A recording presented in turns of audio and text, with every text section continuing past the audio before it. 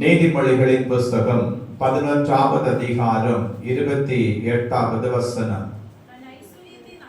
தன் ஐஸ்வர்யத்தை நம்புகிறவன் விழுவான், நீதிமான்களோ துளிரை போல தலைப்பார்கள். ஆண்டுடைய சமூகத்தில் இருந்து கர்த்தரை ஆராதித்துக் கொண்டிருக்கிறதான அன்புக்குரியவர்களே, தலைக்க செய்யும் கர்த்தர் என்கிறதான தலைப்பில் இந்த செய்தியை நாம் இன்றைக்கு தியானிக்க போகிறோம். நம்முடைய ஆண்டவராகிய தேவன், ஆண்டவராகிய இயேசு கிறிஸ்து நம்மை பார்த்து சொல்லுகிற ஒரு செய்தி, தன் ஐஸ்வர்யத்தை நம்புகிறவன் விழுவான், தன் ஐஸ்வர்யத்தை நம்புகிறவன் விழுவான், நீதிமான்களோ துளிரை போல தலைப்பார்கள் என்று சொல்லி, தலைக்க செய்கிற கர்த்தர் நீதிமான் யார் என்று சொல்லியும், நாம் துளிர்க்க என்ன செய்ய வேண்டும் என்று சொல்லியும் நாம் இன்றைக்கு வேத வசனத்தை புரட்ட போகிறோம். தேவனுடைய சமூகத்தில் இருந்து கர்த்தரை ஆராதித்துக் கொண்டிருக்கிறதான நம்மை பார்த்து ஆண்டவர் சொன்னதான செய்தி அதுதான், நீதிமான்கள் துளிர்ப்பார்கள் என்று சொல்லி. அப்ப நீதிமான் யார் என்பதை நாம் கட்டாயம் என்ன செய்யணும், அறிந்து கொண்டால்தான் அவன் சோதனை அந்த நீதிமானுக்குரிய ஆசீர்வாதத்தை நாம் சோதரிக்க முடியும். எல்லாரும் நீதிமான்களா என்று சொல்லி கேட்டால் நாம் நம்முடைய பார்வையில நீதிமான்கள் தான், அதுல ஒரு மாற்று கருத்தும் இல்லை. நாம் நம்முடைய பார்வையில சுத்தமானவர்கள் தான், நாம் நம்முடைய பார்வையில பரிசுத்தமானவர்கள் தான், அதுல ஒரு மாற்று கருத்தும் ஒருவருக்கும் இல்லை. ஆனால் ஆண்டவராகிய இயேசு கிறிஸ்து நம்மை பார்க்கிற போது அவருடைய பார்வைக்கு நாம் நீதிமான்களாக இருக்கிறோமா என்பது தான் கேள்வி. அவருடைய பார்வைக்கு நாம் நீதிமான்களா இருப்போம் என்று சொன்னால் நீதிமான்களுக்குரிய ஆசீர்வாதம் நிச்சயமாகவே நமக்கு என்ன செய்யணும், வரும். அல்லேலூயா. வேதம் சொல்லுகிறது, வேஷமாகவே மனுஷன் தெரிகிறான் அப்படின்னு சொல்லி. இந்த வேஷமாக தெரிகிறதான மனுஷன் ஆண்டவருடைய சமூகத்திலும் கூட சில நேரங்களில் தன்னை வேஷமாய் காட்டிக் கொள்கிறது உண்டு. நான் பரிசுத்தவான் தான், நான் உண்மை பேசுகிறவன் தான், நான் குற்றவாளி அல்ல, நான் தேவனுக்கு அஞ்சி நடக்கிறவன் தான் என்று சொல்லி காண்பித்துக் கொள்கிறவர்கள் உண்டு. ஆனால் எல்லாரையும் ஆண்டவர் என்ன செய்வார் அப்படின்னா, முகத்தளவிலே பாராதபடி இருதயத்திலே பார்த்து அவருடைய அவன் பிள்ளைகள் எத்தனை பேர், அவருடைய பிள்ளைகள் என்கிறதான பெயரை தரித்துக் கொண்டு அவருடைய பிள்ளைகளாக வாழாதவர்கள் எத்தனை பேர் என்பதை கட்டாயம் தேவன் என்ன செய்வார்னா கண்டு வைத்திருப்பார். அல்லேலூயா, அல்லேலூயா. ஆதலால் அவன் சோத்திரம், நீதிமான்கள் யார் என்பதை நாம் முதலாவதாக வேதத்திலிருந்து அறிந்து கொள்ள வேண்டும். வாசிக்கலாம். எசேக்கியேல் தீர்க்க தரிசன புஸ்தகம் 18வது அதிகாரம். எசேக்கியேல் தீர்க்க தரிசன புஸ்தகம் 18வது அதிகாரம் 4லிருந்து 9 வசனங்கள் வரையிலும் நாம் வாசிக்க கேட்போம். இதோ எல்லா ஆத்துமாக்களும் என்னுடையவைகள், தகப்பனின் ஆத்துமா எப்படியோ அப்படியே மகனின் ஆத்துமாவும் என்னுடையது. பாவம் செய்கிற ஆத்துமாவே சாகும். ஒருவன் நீதிமானா இருந்து நியாயத்தையும் நீதியையும் செய்து மலைகளின் மேல் சாப்பிடாமலும் இஸ்ரவேலின் வம்சத்தாரில் நரகலான விக்கிரகங்களுக்கு நேராக தன் கண்களை ஏறெடுக்காமலும் தன் அயலானின் மனைவியை தீட்டுப்படுத்தாமலும் சேராமலும் ஒருவனையும் ஒடுக்காமலும் கொள்ளையிடாமலும் இருந்து கடன் வாங்கினவனுக்கு அடைமானத்தை திரும்ப கொடுத்து தன் அப்பத்தை பசித்தவனுக்கு பங்கிட்டு வஸ்திரம் இல்லாதவனுக்கு வஸ்திரம் தரிப்பித்து வட்டிக்கு கொடாமலும் பலிசை வாங்காமலும் அநியாயத்துக்கு தன் கையை விலக்கி மனிதருக்குள்ளே உண்டான வழக்கை உண்மையாய் தீர்த்து என் கட்டளைகளின்படி நடந்து என் நியாயங்களை கைக்கொண்டு உண்மையாயிருப்பானாகில் அவனே நீதிமான். அவன் பிழைக்கவே பிழைப்பான் என்று கர்த்தராகிய ஆண்டவர் சொல்லுகிறார். அல்லேலூயா. யார் நீதிமான் அப்படிங்கறத இந்த வேத பகுதியின் வழியாக நான் உங்களுக்கு தெரியப்படுத்தி இருக்கிறேன். ஆதலால் ஆண்டவருடைய நாமத்தின் மகிமைக்காக நாம் ஆரம்பத்திலே சொன்னது போல நாம் எல்லாரும் கர்த்தருடைய பார்வையிலே சொல்லிக் கொள்கிறோம், நான் நீதிமான் தான் என்று சொல்லி நாம் சொல்லிக் கொள்கிறோம். ஆனால் தேவன் நம்மை பார்க்கிற போது அவருடைய பார்வையிலே நாம் நீதிமான்களாக இருக்கிறோமா என்பது கேள்வியாகத்தான் இருக்கிறது. நம்முடைய பார்வையிலே நாம் நீதிமான் தான், அதுல ஒரு மாற்று கருத்தும் இல்லை. என்னை போல பரிசுத்தவர் உள்ளவர் உண்டோ என்று சொல்லி கேட்கத்தக்கதாக நம்முடைய வாயை நாம் என்ன செய்கிறோம்னா நிறைய நேரத்தில் திறக்கிறோம். ஆனால் ஆண்டவர் நம்மோடு கூட பேசுகிற போது அவருடைய வார்த்தையின் கருத்தை நாம் உட்கொண்டு அவருடைய வார்த்தையின் சத்தத்துக்கு செவி கொடுத்து தேவனுடைய நாமத்தின் மகிமைக்காக பரிசுத்தவானாகத்தான் நிற்கிறோமா என்பதை குறித்து நாம் கேள்வி எழுப்பினால் இந்த கேள்விக்கு கர்த்தர் தான் நமக்கு என்ன செய்யணும்னா பதில் சொல்ல வேண்டும். அல்லேலூயா, அல்லேலூயா. ஆமென். தேவனுடைய திருநாமம் மகிமைப்படுவதாக. அப்போ ஆமென், ஸ்தோத்திரம். தலைக்கு செய்கிறதான தேவன் என்று சொல்லித்தான் நம்ம கர்த்தருடைய செய்தியை தியானிக்க ஆரம்பித்தோம்.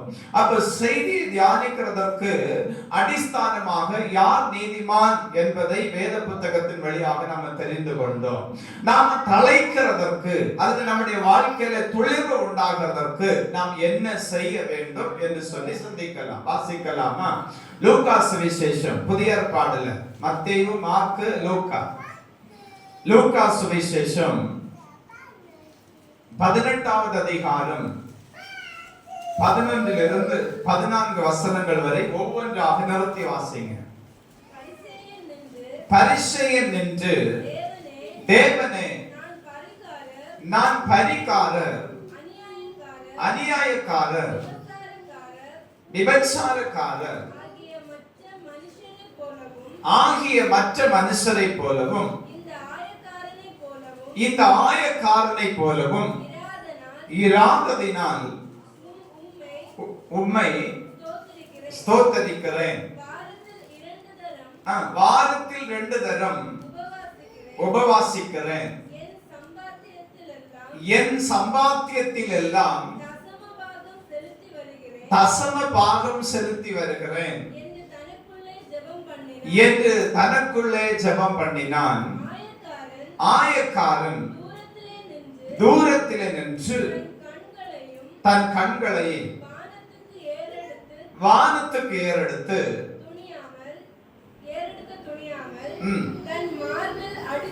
தன் மார்பில் அடித்துக் கொண்டு, தேவனே, பாவியாகி என்மேல் கிருபையாயிரும் என்றான். அவன் அல்ல,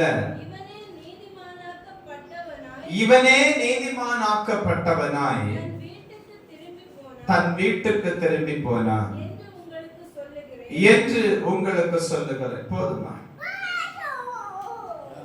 2 பேரை குறித்து நாம் வேதத்திலே வாசிக்கிறோம். ஒன்று பரிசேயன், இன்னொன்று ஆயக்காரன். 2 பேரும் ஆண்டவருடைய ஆலயத்துக்கு என்ன செஞ்சிருக்கிறாங்கன்னா வந்திருக்கிறாங்க. ஒரு மனுஷன் சொல்லுகிறாரு, ஆண்டவரே, நான் வாரத்துல 2 நாள் என்ன செய்றேன்? உபவாசிக்கிறேன். நீர் எனக்கு தருகிறதான நன்மைகளில் எல்லாம் தசம பாகங்களை, காணிக்கைகளை நான் கொடுக்கிறேன். அந்த ஆயக்காரனை போல் இல்லாததினால் நான் உம்மை ஸ்தோத்தரிக்கிறேன் அப்படின்னு சொன்னேன். இப்ப ஆயக்காரன் வந்து தேவனுடைய சமூகத்தில் நின்று கொண்டு ஒரு விண்ணப்பத்தை ஏறெடுக்கிறார். என்ன? தன் கண்களை வானத்துக்கும் ஏறெடுக்க துணியாதபடிக்கு பாவியாகிய என் மேல் கிருபையாயிரும் என்று சொல்லி இந்த ஆயக்காரன் ஜெபிக்கிறார். அப்ப ஆண்டவர் வந்து உடனே பதில் போடுறார். 2 ஜெபத்துக்கும் பதில் வரணும் இல்லையா? ஆண்டவர் வந்து பதில் போடுறார். அவன் அல்ல, இவனே நீதிமான் ஆக்கப்பட்டவனாக கடந்து போனான் என்று சொல்லி.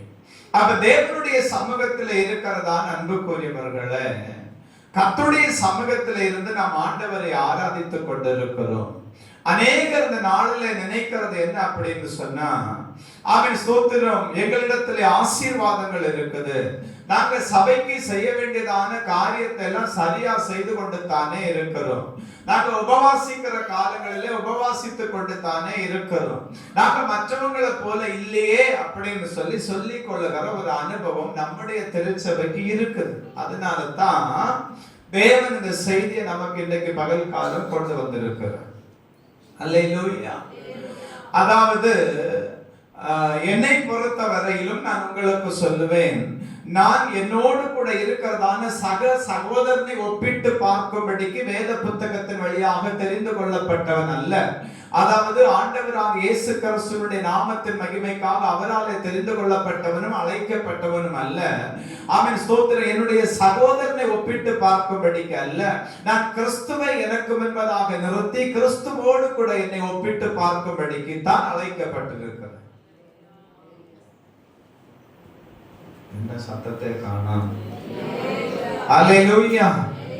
நம்முடைய சகோதரங்களை குறித்தோ, நம்முடைய அயல் வீட்டாரை குறித்தோ, நமக்கு முன்னாடி பின்னாடி இருக்கிறவங்களை குறித்தோ நாம் சிந்தித்து அவனை போல நான் இல்லை, நான் காலையில ஜெபிக்கிறேன், ராத்திரி ஜெபிக்கிறேன், மத்தியானம் ஜெபிக்கிறேன், வேதம் வாசிக்கிறேன், நான் என்னுடைய உடல் உழைப்பை பயன்படுத்தி என் ஆண்டவருடைய நாமத்தின் மகிமைக்காக அவர் எனக்கு தருகிற எல்லாவற்றிலும் தசம பாகங்களை காணிக்கையை கொடுக்கிறேன், நான் அவனை போல இல்லை அப்படின்னு சொன்ன உடனே ஆண்டவர் சொன்னாரு, அவன் அல்ல இவனே அப்படின்னு சொல்லிட்டாரு. அல்லேலூயா, அல்லேலூயா.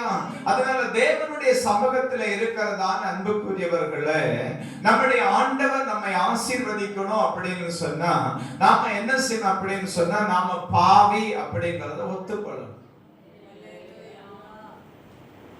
அல்லேலூயா. சங்கீதக்காரன் சொல்லுகிற போது சொல்லுவார், நான் துர்க்குணத்திலே உருவானேன். அல்லேலூயா. நான் துர்க்குணத்திலே உருவானேன் என்று சொல்லி. ஆதலால் அன்பான தேவனுடைய பிள்ளையே, நாம எப்பொழுது ஆண்டவருடைய சமூகத்திலே வந்தாலும் நான் எப்படி பாஸ்டர் பாவின்னு சொல்றது வாய் கொண்டுதான் சொல்லணும். நம்முடைய மேட்டிமைகளை, நம்முடைய ஆசீர்வாதங்களை ஆமென் ஒருபோது என்ன செய்யக்கூடாதுன்னா உயர்த்தி பிடித்து கொண்டு நிற்க கூடாது. எவ்வளவாய் கர்த்தர் நம்மை ஆசீர்வதிக்கிறாரோ, எவ்வளவாய் நம்மை தேவன் கனப்படுத்தி உயர்த்தி கொண்டிருக்கிறாரோ, எவ்வளவாய் தேவன் நம்மை தேசத்திலே பயன்படுத்தி கொண்டிருக்கிறாரோ, அவ்வளவுக்கு அவ்வளவாக நாம் தேவ சமூகத்திலே தாழ்த்தி கொண்டே இருக்கணும். ஏன்னா இந்த சிங்காசனத்துக்குரியவர்கள் நாம் அல்ல.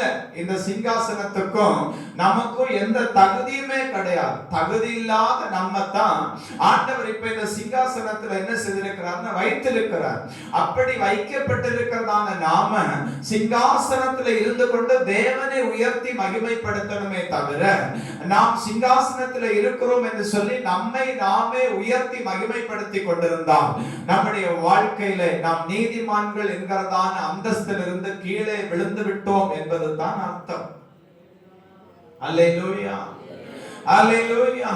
ஆதலால் தேவனுடைய சமூகத்திலே இருந்து கர்த்தரை ஆராதித்துக் கொண்டிருக்கிறதான அன்புக்குரியவர்களே, கட்டாயம் என்ன செய்யணும் அப்படின்னு சொன்னா, நாம் நம்மை தேவ சமூகத்திலே தாழ்த்தணும். நம்மை தேவ சமூகத்திலே தாழ்த்தணும். ஆண்டவரே நான் பாவித்தான் அப்படிங்கறத ஒத்துக்கொள்ளணும். அல்லேலூயா. வேதத்துல நீங்க வாசித்து பாருங்க, வேத புத்தகம் நம்ம எப்படியாக பார்க்கும். ஆண்டவர் பரலோகத்திலிருந்து மனுபுத்திரனை கண்ணோக்கி பார்த்தாராம். கண்ணோக்கி பார்த்த போது எல்லாரும் வழி விலகி ஏகமாய் கெட்டு போனார். ஏகமாய் கெட்டு போனார்கள் அப்படின்னு வேத புத்தகம் நம்மை படிப்பிக்கும். அப்ப ஆண்டவருடைய சமூகத்தில் இருக்கிறதான தேவ பிள்ளையே, ஒருபோதும் நாம் எல்லாரும் நீதிமான்களாக மாற்றப்பட்டு கொண்டிருக்கிறோமே தவிர நீதிமான்களாக முழுமையாக மாற்றப்பட்டு விட்டோம் என்கிறதற்கான வார்த்தை நம்மிடத்திலே இல்லாதிருக்க கடவுது. அல்லேலூயா. ஆதலால் எல்லா நேரத்திலும் தேவனுடைய ஆலயத்தில் வந்து கர்த்தரை ஆராதிக்கிற போதும் சரி, மற்ற நேரங்களிலும் சரி, நான் பாவித்தான் அப்படிங்கறத இயேசு கிறிஸ்துவுக்கு முன்பதாக ஒத்துக்கொள்கிறதான ஒரு இருதய பக்குவம் நமக்கு எல்லாருக்கும் கட்டாயம் வரணும். அல்லேலூயா, அல்லேலூயா. பாருங்க, எவ்வளவோ ஆசீர்வாதங்களை தேசத்துல ஜனங்கள் வைத்திருந்தாலும் அந்த ஆசீர்வாதங்களை கொண்டு யாருமே என்ன செய்ய முடியாதுன்னா பரலோகத்தை விலைக்கு வாங்க முடியாது. பரலோகத்தை விலைக்கு வாங்க முடியாது. அங்க பரலோகத்துல ஆமென் ஸ்தோத்திரம் விலை கொடுத்து வாங்கத்தக்கதாக அங்க விற்கிறவர்களும் கிடையாது. நிறைய பணம் இருக்குது, அந்த பணத்தை எல்லாம் நீ கொண்டு வாப்பா. ஆமென் ஸ்தோத்திரம். நீதியிலே வாழ்ந்தவர்கள் கீழே கிடக்கட்டும், உன்னுடைய பணத்துக்கு ஏற்றதான ஆமென் ஆசீர்வாதத்தை நாங்கள் உங்களுக்கு தந்து உங்களை உள்ளே சேர்த்துக் கொள்ளுகிறோம் அப்படின்னு சொல்லுகிறதுக்கு பரலோகத்துல யாரும் கிடையாது, யாரும் கிடையாது. அப்ப ஆண்டவருடைய நாமத்தின் மகிமைக்காக நாம் ஆமென் வாழும்படிக்கு நம்மை ஒப்பு கொடுக்கிறதுல ஒரு முக்கியமான ஒரு காரியம் நமக்கு இருக்கணும். எந்த நேரத்திலும் சரி ஆண்டவரே நான் பாவியான மனுஷன் அப்படிங்கறத ஒத்துக்கொள்ளணும்.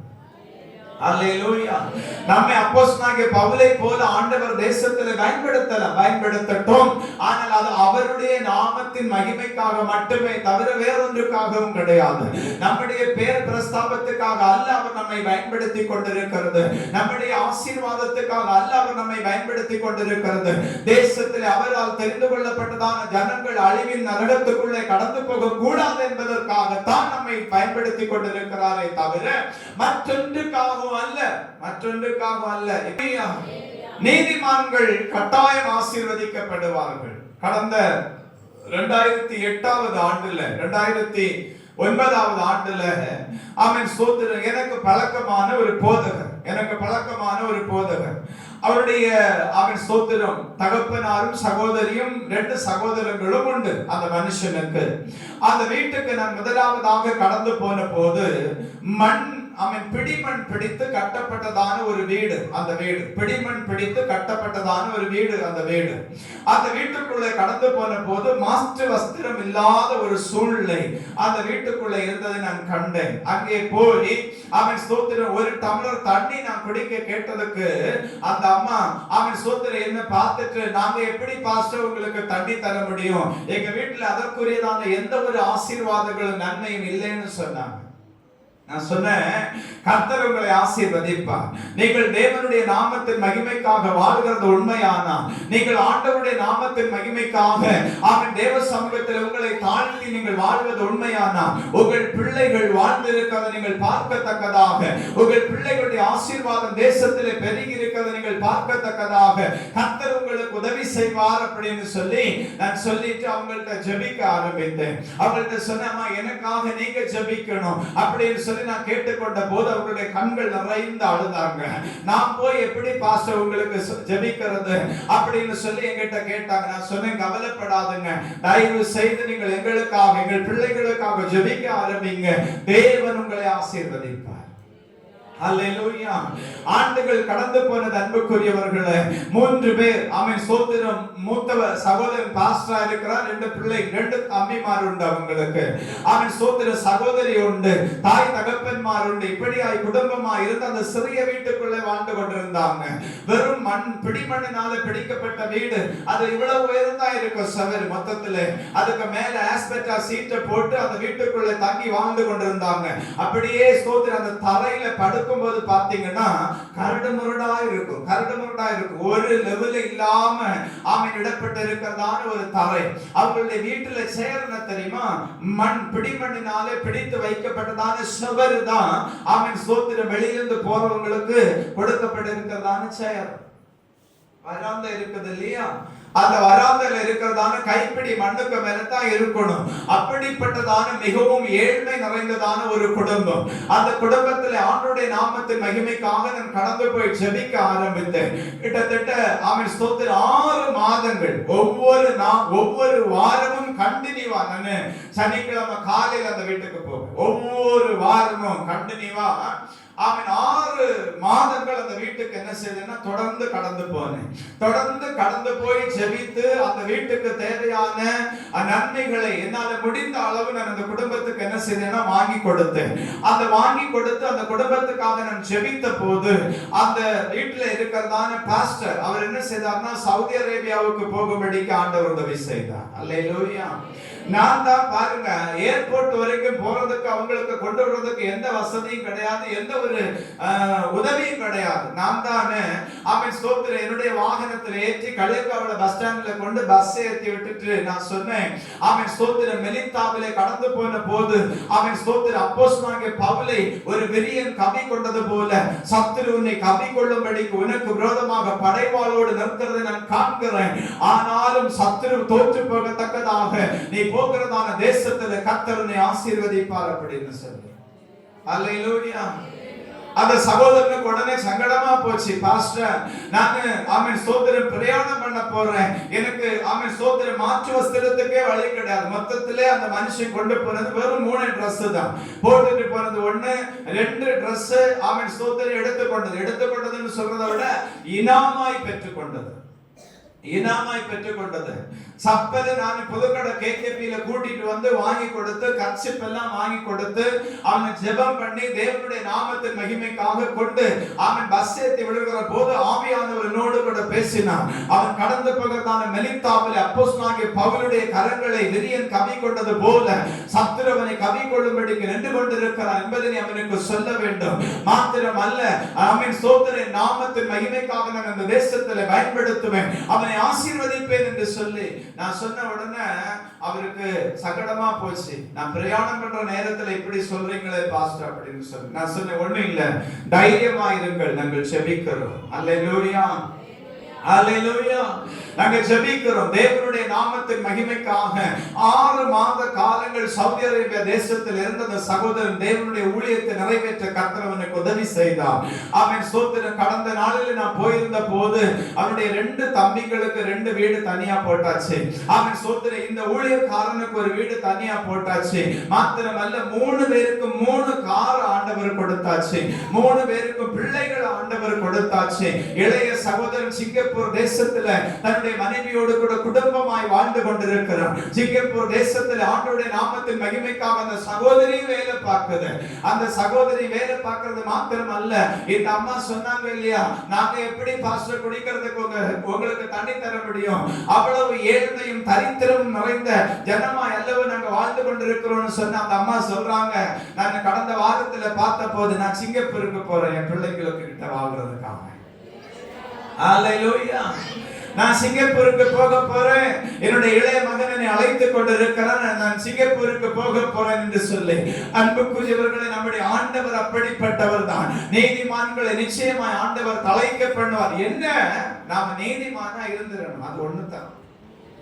அல்லேலூயா, அல்லேலூயா. சிலர் சொல்றாங்க, பாஸ்டர் ஆமென் ஸ்தோத்திரம், என்கிட்ட பணம் இருக்குது பாஸ்டர், என்கிட்ட பணம் இருக்குது, நான் இந்த தேசத்துல எதையும் விலை கொடுத்து வாங்குவேன், என் கர்த்தரை விலை கொடுத்து வாங்குறதுக்கு ஒரு அப்பனும் பறக்கல, இனி பறக்க போறதே இல்லை. அல்லேலூயா, அல்லேலூயா. சிலருக்கெல்லாம் பெருமை தலைகீழ ஆடிட்டு இருக்குது. பெருமை உள்ளவனுக்கு கர்த்தர் எதிர்த்து நிற்கிறார், தாழ்மை உள்ளவர்களுக்கோ கிருபை அளிக்கிறார். அல்லேலூயா. ஆண்டவர் உங்களுக்கு வாக்குத்தத்தம் தந்திருக்கிறார் அப்படின்னு சொன்னா அந்த வாக்குத்தத்தம் நிச்சயமாய் நிறைவேறும். நான் இந்த பலிபீடத்தில் நின்று இன்னைக்கு நான் உங்களை பார்த்து சொல்றேன், கர்த்தர் என்ன கொண்டு சொன்ன ஒரு தீர்க்க தரிசனம் உங்கள் குடும்பத்துக்கு நேரே உண்டுன்னு சொன்னா அந்த தீர்க்க தரிசனம் நிறைவேறாம ஏன் கண்ணு மூடாதுங்க? அல்லேலூயா. அந்த வார்த்தை நிறைவேறுகிறதை என் கண்கள் காணும்படிக்கு கர்த்தர் எனக்கு உதவி செய்வார். அந்த தீர்க்க தரிசனத்தை நீங்கள் அனுபவிக்கிறதை நாங்கள் பார்த்து தேவனுடைய நாமத்திலே சந்தோஷப்படும்படிக்கு ஆவியானவர் எங்களுக்கு துணை செய்வார். ஆனா ஒண்ணு, தேவ பிள்ளையே, ஆயக்காரனை போல பாவியாகி என்மேல் கிருபையாய் இரும் என்கிறதான ஒரு விண்ணப்பம் உன்னுடைய இருதயத்திலிருந்து புறப்படணும். இருதயத்திலிருந்து புறப்படணும். சிலர் சொல்றாங்க, நாங்க கூட்டத்துக்கு வராட்டியும் பிரச்சனை இல்லையே, நாங்க வீட்டுல இருந்து ஜெபம் பண்ணாலும் எல்லாம் நடக்குது அப்படின்னு சொல்லி. உனக்கு நோய் வரும்போது நீ டாக்டர் கிட்ட போய் சொல்லு, நான் வீட்டுல கட்டில கிடந்துக்கிறேன், நீ சர்ஜரி ரூம்ல கீறும் அப்படின்னு சொல்லு. எங்கேயாவது கீறுபடுதான்னு பார்ப்போம். என்ன டாக்டர் அப்படிதானே? சிலர் சொல்லிக்கிறாங்க, அவன் சோத்திரம், நான் வீட்டுல இருந்துக்கிறேன், நான் மருத்துவமனைக்கு வரல, அவன் சோத்திரம், வாட்ஸ்அப்ல எனக்கு ஆபரேஷன் பண்ணுங்க, இல்லாட்டி ஆன்லைன்ல ஆபரேஷன் பண்ணுங்கன்னு சொன்னா எப்படி இருக்கும்? அது போலதான் இன்னைக்கு நிறைய பேரு ஆண்டவருடைய அன்பை ருசித்ததற்கு பிறகும், பிள்ளைகளும் அப்படித்தான் பாருங்க, ஆண்டவருடைய அன்பை ருசித்ததற்கு பிறகும், ஆண்டவருடைய ஆசீர்வாதத்தை ருசித்ததற்கு பிறகும், நான் சர்ச்சைக்கு வர மாட்டேன், வேற எங்கேயாவது கூப்பிடுறியா நான் வரேன், சோடி சேர்ந்து போக, வேற எங்கேயாவது கூப்பிடுறே வாரு, ஆனா சர்ச்சைக்கு மாத்திரம் என்ன செய்ய மாட்டேன்னா வர மாட்டேன். அவன் சோத்திரம் கெட்டாதான் இருக்குது, அது அவிழ்க்கப்படவே ஆகாது பாருங்க, அவ்வளவே அவ்வளவு. அல்லேலூயா.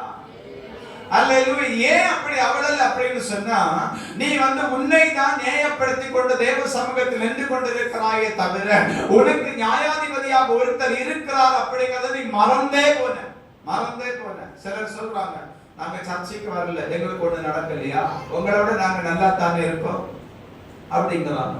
நாங்க சர்ச்சைக்கு வரல, எங்களுக்கு வீடு இல்லையா, நாங்க சர்ச்சைக்கு வரல, எங்களுக்கு பிள்ளைங்க படிக்கலையா, நாங்க சர்ச்சைக்கு வரல, எங்க பிள்ளைங்க எல்லாம் டாப்பா வரலையா, நாங்க சர்ச்சைக்கு வரல, அவன் வேதத்தை வாசிக்கல, உபவாச கூட்டத்துக்கு வரல, திருவிருந்து எடுக்கல, ஞான ஸ்நானம் எடுக்கல, எங்களுக்கு சரீர சுகம் இல்லையா கேட்கறாங்க. எல்லாம் இருக்குது. ஆனா நரகத்தை கூட்டிட்டு போறதுக்கு கூட ஒருத்தன் உங்க கூட இருக்கான். அவனுக்கு பேர் தான் பிசாசு. அல்லேலூயா, அல்லேலூயா. ஆதலால் ஆண்டவருடைய சமூகத்தில் இருக்கிறதான கர்த்தருடைய பிள்ளைகள் என்ன செய்யணும் அப்படின்னு சொன்னா, கட்டாயமாக தேவ சமூகத்தில் நம்மை தாழ்த்தி கொள்ள வேணும். நான் தேவனுடைய நாமத்தின் மகிமைக்காக உங்களுக்கு சொல்லுவேன், நாம எவ்வளவு தூரம் நம்மை தாழ்த்தி கொள்ளுகிறோமோ அவ்வளவு தூரம் ஆண்டவர் நம்ம மேல தம்முடைய கிருபையை ஊற்றிட்டே இருப்பார். அல்லேலூயா. அவருடைய இரக்கத்தை நம்ம மேல அதிகமா பொழிந்துட்டே இருப்பார். அவருடைய ஆசீர்வாதத்தை நம்ம மேல கட்டளையிட்டுட்டே இருப்பார். ஆதலால் தேவ சமூகத்தில் இருக்கிறதான கர்த்தருடைய பிள்ளைகள் கட்டாயமாக நான் பாவிதான் என்பதை ஒத்துக்கொள்ளத்தான் வேண்டும்.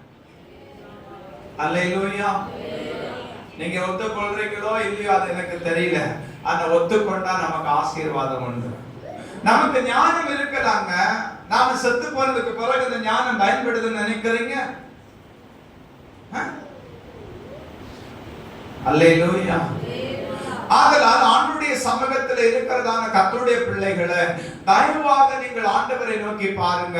அவரிடத்தில் சொல்லுங்க, ஆண்டவரே பாவியாகி என் மேல் கிருபையாயிருன்னு சொல்லுங்க, பாவியாகி என் மேல் இரக்கமாயிருன்னு சொல்லுங்க. நான் பாவியப்பா, உம்முடைய பரிசுத்த இரத்தத்தினால இன்னும் என்னை கழுவும், என்னை இன்னும் பரிசுத்தமாக்குன்னு சொல்லி கேளுங்க. அவன் ஸ்தோத்திர பதஸ்தா குலக்கரையின் அனுபவம் உங்களை விட்டு மாறட்டுங்க. அவன் சொல்ற ஆண்டவரை பார்த்து, ஆண்டவரை நான் இறங்கி போகணும்னு சொல்லி வாஞ்சிக்கிறேன், ஆனா என்னை யாரும் குளத்துக்குள்ள கொண்டு தள்ளி போடுறதுக்கு ஆள் இல்லப்பா, இறக்கி விடுறதுக்கு ஆள் இல்ல, அப்படியே நான் உருண்டு கீழே போய் இறங்கிடலாம் அப்படின்னு சொல்லி நினைச்சாலும் அதுக்கு முன்னாடி வேறொருவன் இறங்கி விடுகிறான். 38 ஆண்டு காலம். அல்லேலூயா, அல்லேலூயா. ஆதலால் தேவ சமூகத்தில் இருக்கிற கர்த்தருடைய பிள்ளையே, கட்டுக்கள் உபத்திரவங்கள் நமக்கு ஒண்ணு இல்லைன்னு சொல்லல. ஆனா இந்த கட்டுக்களின் மத்தியில, பாடுகளின் மத்தியில, உபத்திரவத்தின் மத்தியில தேவ சமூகத்தில் உங்களை தாழ்த்தி பாருங்க. அல்லேலூயா, அல்லேலூயா. உங்களை தாழ்த்தி பாருங்க. ஆண்டவர் நிச்சயம் உங்களை ஆசீர்வதிப்பார். கர்த்தருக்கு முன்பதாக தாழ்த்துங்க. மனுஷனுக்கு முன்னாடி போய் கை கட்டி நிற்காதுங்க. ஏனென்றால் நீங்கள் எல்லாரும், நாம் எல்லாரும் ராஜாவின் பிள்ளைகள். அல்லேலூயா. பரலோக ராஜாவின் பிள்ளைகள். நாம் ஆண்டவருக்கு முன்பதாக நம்மை தாழ்த்தி கொள்ளணும். அவன் போலீஸ்காரங்களுக்கு முன்னாடி கை கட்டி லைசன்ஸ் இல்லைங்கிறதான சூழ்நிலை இருக்கிறதான பிள்ளைகளை போல மனுஷர்களுக்கு முன்பதாக போய் கை கட்டி நிற்க கூடாது. அப்படிப்பட்ட அவமானத்தோடு வாழ்படிக்கு தேவன் நம்மை தெரிந்து கொள்ளவில்லை. நம்மை தேவன் ராஜாக்களாக, லேவியனாக, ஆசாரியனாக அவர் தெரிந்திருக்கிறார். அல்லேலூயா. அதனால பெரியவங்களை மதிக்க கூடாதுன்னு நான் சொல்லல, பெரியவங்களை விஷ் பண்ண கூடாது, கனப்படுத்த கூடாதுன்னு சொல்லல. நானு உடனே பிள்ளைங்க அப்படி நினைச்சிடாதுங்க. நாங்க யாருக்கிட்டையும் கை கட்டி நிக்க மாட்டோம், அதனால எங்க மேம் எதிர வந்தாலும் நாங்க விஷ் பண்ண மாட்டோம்.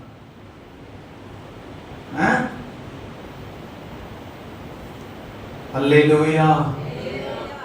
கர்த்தருக்கு மகிமை உண்டாகட்டும். இரண்டாவதாக அப்போஸ்தலர் நடபடிகளின் புத்தகம் 1வது அதிகாரம் 14வது வசனம். அப்போஸ்தலர் நடபடிகள் புதிய ஏற்பாடுல அங்கே இவர்கள் எல்லாரும் ஸ்திரீகளோடும்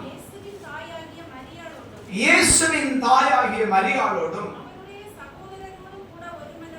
ஒருமனப்பட்டு ஜெபத்திலும் வேண்டுதலிலும் தரித்திருந்தார்கள். அல்லேலூயா. அப்போஸ்தலர் நடபடிகள் 1வது அதிகாரம் 14வது வசனம். அங்கே அவர்கள் எல்லாரும் ஒருமனப்பட்டு ஜெபத்திலும் வேண்டுதலிலும் தரித்திருந்தார். இரண்டாவது, நாம தலைக்கணும் அப்படின்னு சொன்னா நாம் ஆசீர்வதிக்கப்படணும் அப்படின்னு சொன்னா நமக்குள்ள என்ன இருக்கணும்னா ஒரு மனம் இருக்கணும். சொல்லுங்க, ஒரு மனம் இருக்கணும். அல்லேலூயா. புருஷனாருக்கும் மனைவிக்குள்ள என்ன செய்யணும்னா ஒரு மனம் இருக்கணும். அதே போல பிள்ளைகளுக்குள்ளும் அம்மா அப்பாவுக்குள்ள என்ன செய்யணும்னா ஒரு மனம் இருக்கணும். இருந்தா தான் அந்த வீடு சமாதானமாட்டே ரன்னா. ஆமென். அல்லேலூயா. இந்த ஒரு மனம் இல்லாத இடத்துல தேவனுடைய ஆவியானவர் என்ன செய்யப்பட மாட்டார்னா ஊற்றப்படவே மாட்டார். ஒரு மனம் இல்லாத இடத்துல ஆண்டவருடைய ஆசீர்வாதம் என்ன செய்யாதுன்னா வரவே வராது. எப்பெல்லாம் இஸ்ரவேல் ஜனங்க தேவ சமூகத்துல ஒருமனப்பட்டு நின்றாங்களோ அப்பெல்லாம் அவங்களுக்கு ஆசீர்வாதத்தை என்ன செய்திருந்தார்னா ஆண்டவர் கட்டளையிட்டு இருந்தார். அதே போல புதிய ஏற்பாட்டில் நம்ம வாசிக்கிற போது அவர்கள் எல்லாரும் அவன் ஒருமனப்பட்டு கூடியிருந்ததான இடத்துல பரிசுத்த ஆவியானவர் என்ன செய்தார்? கிரியை செய்ய ஆரம்பித்தார். வாசிக்கலாமா? 2வது அதிகாரம், அப்போஸ்தலர் நடபடிகள் 2வது அதிகாரம் 1வது வசனம். பெந்தேகொஸ்தே என்னும் நாள் வந்தபோது அவர்கள் எல்லாரும் ஒருமனப்பட்டு ஒரு இடத்திலே கூடி வந்திருந்தார்கள். அப்பொழுது பலத்த காற்றடிக்கிற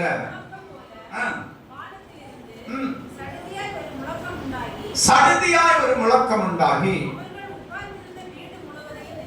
அவர்கள் உட்கார்ந்திருந்த வீடு முழுவதை நிரப்பிட்டு. பாருங்க, நம்முடைய வாழ்க்கையில ஆசீர்வாதம் உண்டாக, நம்முடைய வாழ்க்கையில நன்மை உண்டாக நமக்கு என்ன இருக்கணும் அப்படின்னா ஒரு மனம் இருக்கணும். மாறி மாறி வீம்பு பிடிச்சுக்கிட்டே நாம இருந்தா நம்முடைய வீட்டுல சமாதானமே இருக்கா. அல்லேலூயா, அல்லேலூயா. நம்முடைய வீட்டுல சமாதானம் இருக்கணும் அப்படின்னு சொன்னா நம்முடைய இருதயத்துல என்ன செய்யணும்னா 4 பேர் இருந்தா 4 பேருக்குள்ள அந்த ஒரு மனம் இருக்கணும். ஒரு மனமா நீங்க தேவ சமூகத்துல இருந்து ஜெபிச்சாதான் அதுக்கு பேரு ஜெபம். எல்லாரும் சேர்ந்து ஒரு இடத்துல இருப்பாங்க, ஆனா ஒரு மனமா ஜெபிக்காம இருந்தா கர்த்தருடைய பார்வையில அந்த ஜெபம் என்ன செய்யுதுன்னா அருவருக்கப்பட்டதுதான். நம்ம சொல்லிக் கொள்ளலாம், நாங்க பாடி ஜெபம் பண்ணணும், நாங்க குடும்ப ஜெபம் ஏறெடுத்தோம்னு சொல்லி நாம சொல்லிக் கொள்ளலாம். ஆனா ஒரு மனம் இல்லாம நம்ம ஜெபித்ததுனால அந்த ஜெபத்துக்கு எந்த பதிலும் என்ன செய்யாதுன்னா வராது. அப்படி சொல்ல போனா நம்முடைய ரட்சிக்கப்பட்ட நாள் துவங்கி இந்த அளவு உள்ள நேரத்தை நாள்களே கணக்கு வைத்து எப்பெல்லாம் ஒருமனப்பட்டு ஜெபிக்கலையோ அந்த நாளுகளை டைம் எல்லாம் குறிப்பா பார்த்தா நாம ஒருமனப்பட்டு ஜெபம் பண்ண நேரம் சுருக்க சொல்ல போனா 100க்கு 1 99% நேரம் என்னதான் செய்திருக்கணும்னா ஒருமனம் இல்லாம தான் ஜெபிக்கிறது. ஒருமனப்பட்டு ஜெபிக்கிற போது தான் ஆவியானவருடைய கிரியை நடக்கும். பிள்ளைகளை பார்த்து சொல்லுவாங்க, அதிகாலையில எழும்பி படி, அப்ப அவருடைய இருதயம் சிந்தை எல்லாம் ஒருமுகப்பட்டு இருக்கும் அப்படின்னு சொல்லி. அவன் ஸ்தோத்திரம். அதிகாலையில படிச்சாலும் சரி, ராத்திரியில படிச்சாலும் சரி, பகல்ல படிச்சாலும் சரி, எப்பெல்லாம் உனக்குள்ளே ஒரு மனதை நீ உருவாக்கி கொள்ளுகிறாயோ, உனக்குள்ளே தேவனுடைய நாமத்தின் மகிமைக்காக ஒரு கட்டுக்கோப்பான இருதயத்தை நீ உருவாக்கி கொள்கிறாயோ, அப்பெல்லாம் நீ படிக்கிறது என்ன செய்யணும்? உன் மனதில் அப்படியே பதி. அல்லேலூயா, அல்லேலூயா. சில பிள்ளைங்க சொல்றாங்க, எங்களுக்கு சினிமா பார்த்தா டக்குன்னு புரிஞ்சிருது. சினிமா பார்த்தா டக்குன்னு அது என்ன செய்யுதுன்னா அப்படியே மைண்ட்ல பதிஞ்சிருது. கிரிக்கெட் வீரர்களை குறிச்சு கேட்டா ஒவ்வொருத்தருடைய பேரை என்னுடைய தலையில அப்படியே பதிஞ்சிருது. ஆனா நான் ஒரு பாடத்தை 10 தடவைக்கு 20 தடவை படிச்சாலும் எனக்கு தலையில என்ன செய்ய மாட்டேங்குதுன்னா பதிய மாட்டேங்குது, மறந்து போயிருது. நான் இப்ப ஒண்ணு உங்ககிட்ட கேட்கிறேன். காலையில ஒரு மண் சட்டி நிறைய பழைய கஞ்சி உங்க முன்னாடி வச்சிருக்கிற பிள்ளைகளுக்கு முன்னாடி ஒரு மண் சட்டி நிறைய பிரியாணி சோறு ஆக்கி வச்சிருக்க. இப்போ இந்த மண் சட்டியில இருக்கிறதான இந்த பழைய கஞ்சியில நீங்க பாக்குறதுக்கு நான் 4 செத்த ஈய பிடிச்சால போட்டு நீங்க எல்லாரும் பாக்குறது உங்களுக்கு புரியறதுக்காக இந்த பிரியாணி இருக்கிறதான அந்த மண் சட்டிய உங்க பார்வையில உங்க கண்களுக்கு முன்பதாக நான் என்ன செய்யறேன்னா திறந்து வைக்கிறேன். இந்த பிரியாணியுடைய அந்த வாசம் அப்படியே என்ன செய்யுதுன்னா உங்களுக்குள்ள வருது. இந்த மண் சட்டியில இருக்கிறதான அந்த பழங்கஞ்சியில என்ன செய்யுதுன்னா நீங்க திரும்பி பார்க்கிற போது 4 ஈச்சிய நானே பிடிச்சு போட்டு பலதாரம் பார்த்தீங்களா? இப்ப நீங்க இதுல எதை எடுத்து சாப்பிடுவீங்க? பிரியாணியை தான் எடுத்து சாப்பிடுவீங்க. பழைய ஈச்சி இருந்தாலும் பிரச்சனை இல்லை. ஆனா அப்படி சொல்லுது, பரிசோதிச்சு பார்க்கணும். அல்லேலூயா. சரி இருக்கட்டும், தேவ நாம மகிமைப்படுவதாக. இப்ப நம்ம பொறுத்த அளவுல ஆதி நாட்கள்ல நம்ம சின்ன வயசுலயே அதுதான் குடிச்சு என்ன செய்தோம், வாழ்ந்தோம். நான் நேற்றுக்கு கூட எங்க வீட்டுல கேட்டேன், அந்த உப்பு புளி என்னது, உப்பு புளியை நசுக்கி கொண்டாப்பா அப்படின்னு சொன்னேன். அல்லேலூயா. அதுல நாம வீட்டுல செய்ததான பிரியாணியா இருந்தாலும் சரி, அதுல இருக்கிற டேஸ்ட் ஒண்ணு அதுக்கு என்ன செய்யாதுன்னா ஈடையே இருக்கா. அப்ப தேவ நாம மகிமைப்படட்டும். இப்ப இந்த பிள்ளைங்க எல்லாரும் என்ன செய்வாங்க அப்படின்னு சொன்னா, செத்து போன ஈயா இருக்கிறதான பழங்கஞ்ச யாரும் திரும்பி பார்க்க மாட்டாங்க. அவங்களுக்கு பிடிச்சது என்னதுன்னா சுட சுட ஆவி பறக்கிற அந்த பிரியாணி. அதே போலத்தான் அன்பானவர்களே, இந்த சினிமா அப்படிங்கிறது செத்து போன ஈச்சி விழுந்ததான பழங்கஞ்சிக்கு சமம். சீரியல் அப்படிங்கிறது செத்து போன பழங்கஞ்சிக்கு சமம். அதாவது ஈ விழுந்ததான பழங்கஞ்சிக்கு சமம். சரியா? அப்போ அந்த அசுத்தத்தை நம்மை விட்டு நீக்கி நன்மையை நாம என்ன செய்யணும்னா தேடி பிடித்துக் கொள்ளணும். நமக்கு நீங்க சொல்லலாம், இந்த அசுத்தத்தை பார்க்கறது எனக்கு அப்படியே மைண்ட்ல புரியுது, அப்படியே மைண்ட்ல புரியுது. யார் யாரு கூட இழுத்துட்டு போறது அப்படிங்கறதான பாட்டெல்லாம் எங்களுக்கு கிளியரா தெரியும் மாஸ்டர். நல்லா தெரியட்டு, ஒன்றும் பிரச்சனை இல்லை. ஆனா இது நரக பாதாளத்துக்கு நேராக உன்னை கொண்டு போகும் அப்படிங்கறத நீ மறந்துடக்கூடாது. சொல்லுங்களேன். அப்படியே அல்லேலூயா. இது நரக பாதாளத்துக்கு நேராக கொண்டு போகும் அப்படிங்கறத என்ன செய்திடக்கூடாதுன்னா மறந்துடக்கூடாது. நான் சினிமா பார்க்கிறேன், சும்மா என்னைக்குமா பார்க்கிறேம்மா, ஒரு நாள் தானே அம்மா பார்க்கிறேன். பாரு, பிரசங்கில நீ வாசித்து பாரு, நீ போகிற பாதாளத்திலே செய்கையும் வித்தையும் ஒண்ணு இல்லையே அப்படின்னு தான் எழுதப்பட்டிருக்கும். அல்லேலூயா. அதனால பிள்ளைகள் பெரியவங்களும் இதுல உண்டு, எல்லாரையும் சேர்த்து தான் சொல்றேன். நம்முடைய வீட்டுக்குள்ள அருவருப்புகளுடைய சத்தம் என்ன செய்யக்கூடாதுன்னா கேட்கக்கூடாது. நம்முடைய வீட்டுக்குள்ள அருவருப்புகளின் சத்தம், ஆடல் பாடல்கள் இருக்கணும். அது கர்த்தருடைய நாமத்தின் மகிமைக்கானதாக மட்டும் இருக்கணும். அது மட்டும் நம்முடைய வீட்டுக்குள்ள தொனிக்கணும். நம்முடைய மொபைல் போன்லயே அது என்ன செய்யக்கூடாதுன்னா இருக்கக்கூடாது. அருவருக்கப்பட்டதான பாடல் காட்சிகளோ, ஆமென் ஸ்தோத்திர, நடன காட்சிகளோ, சினிமா கேளிக்கைகளோ ஒண்ணு நம்முடைய வீட்டுக்குள்ள என்ன செய்யக்கூடாதுன்னா சத்தம் போடவே கூடாது. ஏன் அப்படி சொல்றேன் அப்படின்னா, நம்முடைய வீட்டுக்குள்ள கர்த்தர் வாசம் பண்ண முடியாது. அல்லேலூயா. என்னைக்கு பார்க்கல பாஸ்டர், நல்லதுதான் நீங்க சொன்னதை நான் ஒத்துக்கிறேன், நான் உங்களை கடிந்து கொள்ளல. ஆனா ஆண்டவர் அப்படி பார்க்கலையே. என் பிள்ளை பரிசுத்தவானாய் பரிசுத்தவாட்டியா இருக்கணும் அப்படின்னு சொல்லித்தானே கர்த்தர் நம்மை பார்க்கிறார். அல்லேலூயா. அல்லேலூயா. பிள்ளைங்க ஒருவேளை சொல்லல, பாஸ்டர் நாங்க கொஞ்ச நேரம் ஞாயிற்றுக்கிழமை மத்தியானம் வரைக்கும் நீங்க சர்ச்சில் அடைச்சு வச்சிருந்தீங்க, திறந்து விட்டுட்டு நாங்க கொஞ்ச நேரம் தானே வீட்டுல போய் ஒரு ரிலாக்ஸுக்காக தானே பார்க்கணும்னா பார்த்தோம். நான் என்ன சொல்றேன், பார்க்கணும்னு பார்த்தாலும் சரி, பார்க்காண்டான்னு பார்த்தாலும் சரி, பாவம் பாவம் தானே. என்னப்பா, பார்க்கணும்னு பார்த்தாலும் சரி, பார்க்காண்டான்னு பார்த்தாலும் சரி, பாவம் பாவம் தானே. ஆமெனா இல்லையா? அல்லேலூயா. அதனால பாவம் நம்முடைய சிந்தையை, நம்முடைய இருதயத்தை, நம்முடைய எண்ணங்களை ஆளுகை செய்யாமல் இருக்கட்டும். ஆதலால் தேவ சமூகத்தில் இருந்து கர்த்தரை ஆராதித்துக் கொண்டிருக்கிற கர்த்தருடைய பிள்ளைகள் தயவு செய்து என்ன செய்யணும் அப்படின்னா ஒருமனப்படணும். ஒருமனப்படுகிறதுக்கு அசுத்தத்தை நம்ம வீட்டை விட்டு கட்டாயம் என்ன செய்யணும், நீக்கணும். எஸ்ரா அதை அழகா எழுதி வைப்பார் பாருங்க. எஸ்ராவின் புஸ்தகம் 6வது அதிகாரம் 20வது வசனத்தை வாசிங்களேன். எஸ்ரா 6வது அதிகாரம் 20வது வசனம். பழைய ஏற்பாடுல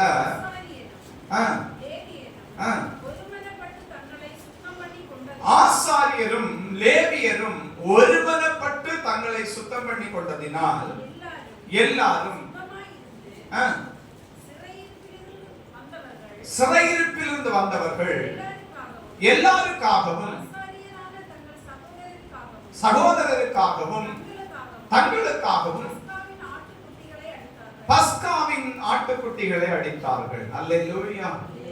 அப்போ தேவனுடைய சமூகத்தில் இருக்கிறதான அன்புக்குரியவர்களே, ஒருமனப்படுகிற இடத்துல தான் பஸ்கா அடிக்கப்படவே முடியும். எங்கெல்லாம் ஒருமனை இருக்குதோ அங்கெல்லாம் ஆட்டுக்குட்டியானவர் கட்டாயம் என்ன செய்வார்னா கிரியை செய்வார். அல்லேலூயா, அல்லேலூயா. அப்ப ஆட்டுக்குட்டியானவர் கிரியை செய்யணும் அப்படின்னா நம்முடைய வாழ்க்கையில ஒருமனம் வரணும். நீங்க ஒருவேளை சொல்லலாம், நானு அவன் கெட்டதை பார்த்தேன் ஆனாலும் நான் நல்லா படிச்சு மார்க் எடுத்தனே. கதை இல்லைங்க, ஆசீர்வாதம் ஒண்ணு இல்லை. நான் கெட்டதை சிந்திச்சேன் ஆனா நான் ஆசீர்வதிக்கப்பட்டு இருக்கிறேனே. பரலோகத்து போக முடியாது, பரலோகத்து போக முடியாது. இங்க பூமியில நாம என்ன செய்யலாம், இருக்கலாம், ஒன்றும் பிரச்சனை இல்லை. பரலோகத்துக்கு போக முடியாது.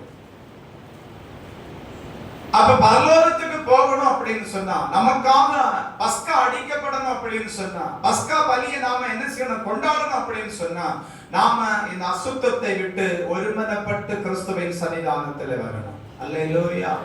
ஒருமனப்பட்டு கிறிஸ்துவின் சன்னிதானத்தில் வருகிற போதுதான் ஆண்டவர் நம்மை ஆசீர்வதிக்க முடியும். மூணாவதாக ஒரு காரியத்தை நான் சொல்லி முடிக்கிற வாசிக்கலாம். எபேசியருக்கு எழுதின நிருபம், எபேசியருக்கு எழுதின நிருபம் 5வது அதிகாரம் 18வது வசனம்.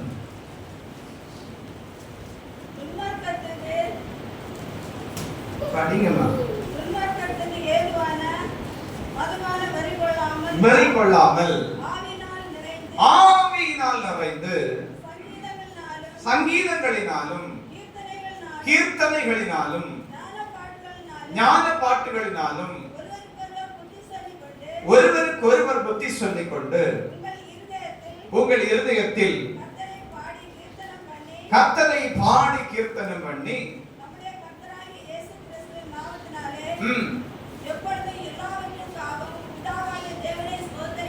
ஸ்தோத்தரித்து தெய்வ பயத்தோடு ஒருவருக்கு ஒருவர் கீழ்ப்படிந்திருங்கள். அல்லேலூயா. நிறைய காரியங்கள் இந்த வேத பகுதியில சொல்லப்பட்டிருக்கிறது. ஆனாலும் நான் ஒரு காரியத்தை மாத்திரம் சொல்றேன். ஆவியிலே நிறைந்து, ஆவியிலே நிறைந்து நாம கிறிஸ்துவுக்குள் தலைத்திருக்கணும்னு சொல்லி விரும்பினா நாம எப்பொழுதும் எப்படி இருக்கணும் அப்படின்னா ஆவியிலே நிறைந்து காணப்படும். பரிசுத்த ஆவியில நிறைந்து என்ன செய்யணும், காணப்படும். இந்த பரிசுத்த ஆவியில நிறைந்து நாம் தேவனை மகிமைப்படுத்தி வாழ வாழ அவன் ஸ்தோத்திர நமக்கு முன்பதாக நிற்கிறதான பர்வதங்களை ஆண்டவர் மெழுகு போல மாற்றிட்டே இருப்பார். Praise the Lord. நான் சுருங்க நீங்க எல்லாரும் புரியறதுக்காக ஒரு காரியத்தை சொல்றேன். தேவன் உங்களுக்கு ஒரு வாக்கு தத்தத்தை தந்துட்டார்னு வைங்க. அந்த வாக்கு தத்தத்தை நாம் தேவ சமூகத்திலே கண்ணீர் விட்டு அழுததான நாட்களில், ஜெபித்ததான நாட்களில் ஆண்டவர் வாக்கு தத்தத்தை நமக்கு தந்தார். நீ கவலைப்படாத, நான் உன்னை ஆசீர்வதிப்பேன் அப்படின்னு ஆண்டவர் சொன்னார். இந்த வாக்கு தத்தத்தை நாம பெற்றுக்கொண்ட உடனே வாக்கு தத்தத்தை ஆண்டவர் தந்துட்டார்னு சொல்லி சந்தோஷப்படணும், நல்லதுதான். ஆனா இந்த வாக்கு தத்தம் நிறைவேறும்படி நம்முடைய அவன் கண்ணீர் துளிகளை ஒவ்வொரு நாளும் தேவ சமூகத்தில் ஊற்றிக்கொண்டே இருக்கணும், ஊற்றிக்கொண்டே இருக்கணும். அதாவது வாக்கு தத்தத்தை எப்பொழுதும் ஒரு விதையா நீங்க பார்க்கணும். இந்த விதை தேசத்திலே வளரத்தக்கதாக நம்முடைய கண்களில் இருந்து கண்ணீர் துளிகள் அந்த வாக்கு தத்தத்தின் மேல விழுந்துட்டே இருக்கணும். அப்படி விழுகிற போதுதான் இந்த வாக்கு தத்தமானது வேரூன்றி அவன் பூமியில அது என்ன செய்யணும், கிளையா எழும்பி வரும். அல்லேலூயா, அல்லேலூயா, அல்லேலூயா.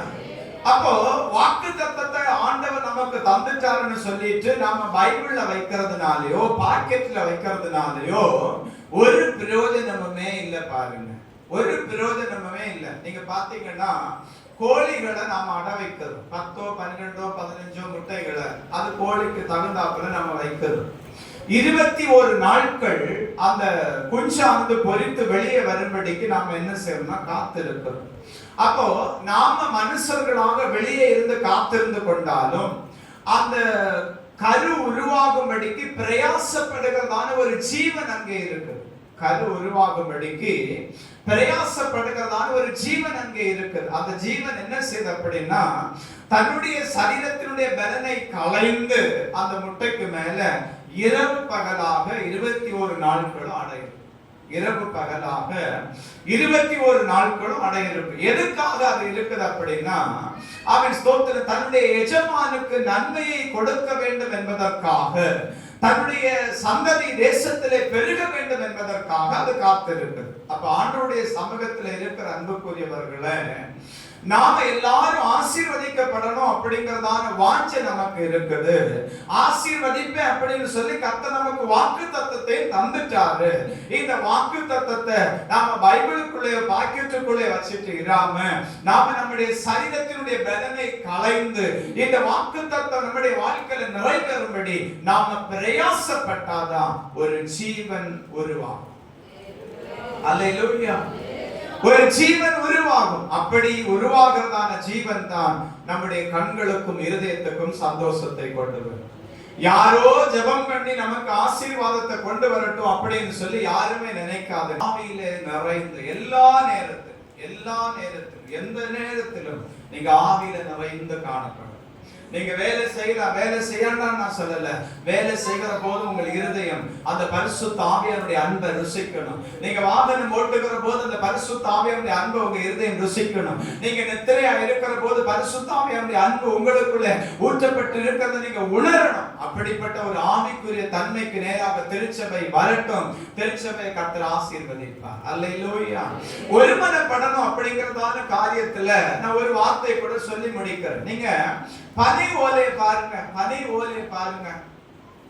தென்னை ஓலையை எடுத்து வச்சுக்கோங்க, பனை ஓலையை எடுத்து வச்சுக்கோங்க. இந்த பனை ஓலை ஒன்னோட ஒண்ணு சேர்ந்து தான் இருக்கும். அல்லேலூயா, அல்லேலூயா. அப்ப ஒரு குடும்பம் அப்படின்னு சொன்னா அம்மாவும் பிள்ளைகளும் அப்பாவும் எல்லாம் சேர்ந்து இருக்கிறது தான் குடும்பம். அது அதுக்கு பேர் நரகம். சில பிள்ளைங்க நினைக்கிறாங்க, நாங்க எதுக்கு பேசணும், நான் கேட்கிறேன், நாங்க எதுக்கு பேசணும் அப்படின்னு சொல்லி கேட்கறியே. ஒவ்வொரு நாளும் உனக்காக திறப்பில் நின்று அவங்கள கடிந்து கொள்ளவே கூடாதாம், கடிந்து கொள்ளவே கூடாதாம், தப்பை சுட்டி காட்டிடவே கூடாதாம். டே இப்படி இல்லடா அப்படின்னு சொல்லிடவே கூடாது. அவனுக்கு கோபம் வந்துருமா, அவனுக்கு கோபம் வரதை விட அவளுக்கு கோபம் வந்துருன்னு சொல்றதுக்கு தான் நிறைய வார்த்தை எனக்கு வருது.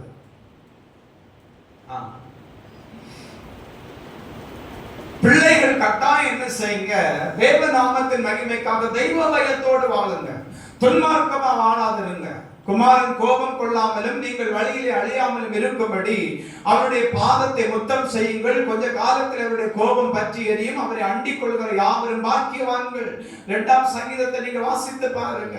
அப்ப ஆண்டவருடைய நாமம் மகிமைப்படும்படிக்கு நான் உங்களுக்கு சொல்லுவேன், தேவ பிள்ளையே கட்டாயம் ஆமென், நீ ஒருமனப்படு. இந்த தென்னை ஓலையை ஈஸியா கீழே எடுத்துடலாம், பனை ஓலையை கீற முடியாது. ஒவ்வொரு ஓலையை கீறணும்னு சொன்னா அதை கட்டாயம் கட் பண்ணி விட்டு தான். அப்ப ஒருமனம் எங்க இருக்குதோ அங்க தேவ சமாதானம் இருக்கும். ஒருமனம் எங்க இருக்குதோ அந்த குடும்பம் கட்டாயம் தலைக்கும்.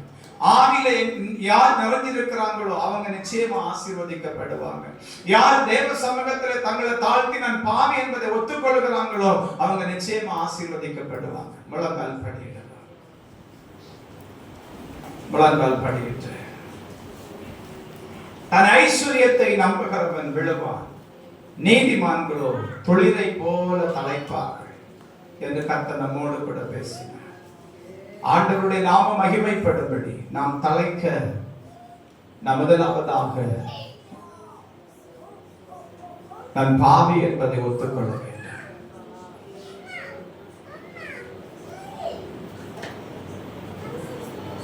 இரண்டாவதாக நாம் எப்பொழுதும் ஆவியில் அனலாய் இருக்கணும். மூன்றாவதாக நாம் சபையாய் குடும்பமாய் ஒருமுகப்படணும். அப்படி ஒருமுகப்படுகிற போது தேவன் நம்மை நிச்சயமாய் துளர்க்க பண்ணுவார், நம்மை தலைக்க பண்ணுவார். கரங்களை தட்டி அப்படியே கர்த்தரை மகிமைப்படுத்துவோம். ஆண்டவரே, நான் துளர்க்கப்படி, நான் தலைக்கப்படிக்கு அப்பா இன்னும் உம்முடைய சமூகத்தில் என்னை தாழ்த்தி கொள்ளும்படி, நான் பாவியான மனுஷன் என்பதை ஒத்துக்கொள்ளும்படி எனக்கு தருகிறேன். எனக்கு கிருபை தாரும் ஆண்டவர் என்று சொல்லி கேட்போம். என்னுடைய நீதி எல்லாம் அழுக்கான கம்பை அப்பா, என்னுடைய நீதி ஒன்றுக்கு உதவாத ஆண்டவர். நான் பாவியான மனுஷன் என்பதை ஒத்துக்கொள்ளுகிறேன். நான் பாவியான மனுஷன் என்பதை ஒத்துக்கொள்ளுகிறேன் ஆண்டவர். நான் துளிர்க்க அல்லது நான் தலைத்திருக்க நான் ஒருமுகப்பட வேண்டும் என்று சொன்னீர்கள். நாங்கள் குடும்பமாய் ஒருமனப்பட வேண்டும் என்று சொன்னீர்கள் ஆண்டவர். பெற்றோராய் பிள்ளைகளாய் நாங்கள் ஒருமனப்பட்டு நிற்கிற போதுதான் எங்கள் வாழ்க்கை துளிர்க்கும் என்று சொன்னீர்கள் ஆண்டவர். நாங்கள் இன்னும் கிறிஸ்துவுக்குள்ளே ஒருமனப்பட முடியாதபடி தடை பண்ணுகிற ஆவிகளை எங்கள் ஒவ்வொருவரை விட்டு கர்த்தர் மாற்றி எங்கள் ஒவ்வொருவரை கர்த்தர் ஒருமுகப்படுத்த வேண்டும் என்று சொல்லி நாங்கள் ஜெபிக்கிறோம் ஆண்டவரே. மாத்திரமல்ல, எல்லா நேரத்திலும் நாங்கள் ஆவியிலே நிறைந்து காணப்பட, அந்த பரிசுத்த ஆவியிலே நிறைந்து காணப்பட, அந்த தெய்வீக பரிசுத்த ஆவியிலே நிறைந்து காணப்பட எங்கள் ஆண்டவர் இரட்சகருமாய் இருக்கிற கர்த்தர் எங்களுக்கு உதவி செய்கிறார். எங்களுக்கு உதவி செய்கிறார். உம்முடைய திருநாம மாத்திரம் மகிமைப்படும். தேவனுடைய அன்பு கரங்கள் எங்களை தாழ்த்தி சமர்ப்பிக்கிறோம். இயேசு கிறிஸ்துவின் நாமத்தில் ஜெபிக்கிறோம், ஜெபம் கேளும் ஜீவனுள்ள நல்ல பரலோக பிதாவே. ஆமென், ஆமென்.